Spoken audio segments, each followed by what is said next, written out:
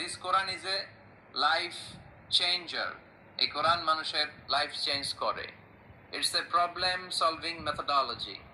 এটা প্রবলেমের সলিউশন করে দেয়, সমাধান। কিন্তু সমাধান আমাদেরকে নিতে হবে। আমরা এই সমাধান নেওয়ার জন্য প্রস্তুত তো? ইনশাআল্লাহ। সারা বছরই সুস্থ ছিলাম, ঠিক কিনা? পুরো বছরই আমাদেরকে রিজিক দিয়ে ধন্য করেছে কে? আল্লাহ। এত সুখে থাকার পরেও ভূতে গিলায়, ঠিক কিনা? আমরা কমপ্লেইন করি, আল্লাহ এইটা নাই, ওইটা নাই, এইটা চাই, ওইটা চাই, এইটা লাগবে, ওইটা লাগবে।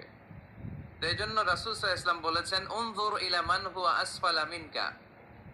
তোমার চেয়ে যে নিম্নগামী অবস্থানে আছে তার দিকে তাকায় দেখো যে তুমি কত সুখী, তাই না?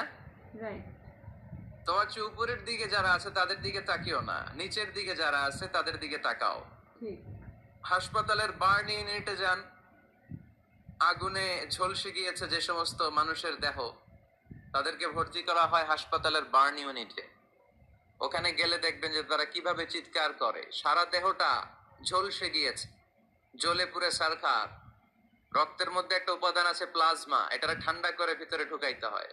চিৎকার আর চিৎকার।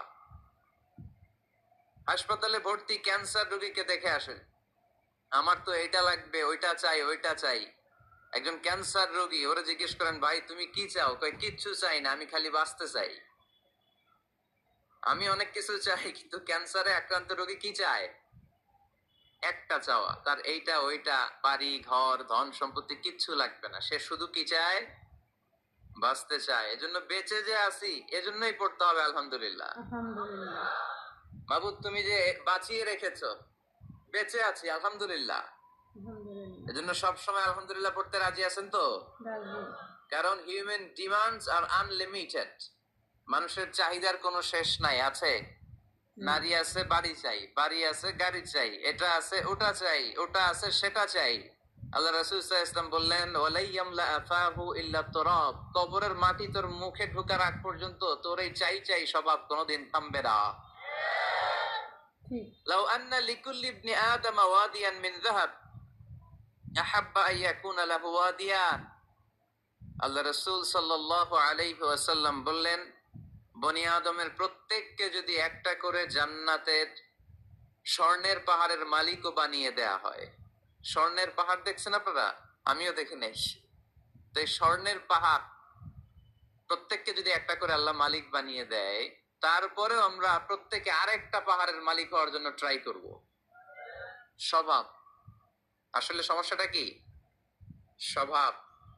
বুঝে শুনে উত্তর করেন তো, একটা স্বর্ণের পাহাড়ের মালিক যদি আমি হই, শুধু আমি না, আমার 14 পুরুষ এটারে বিক্রি করে খেয়েও কি শেষ করতে পারবো?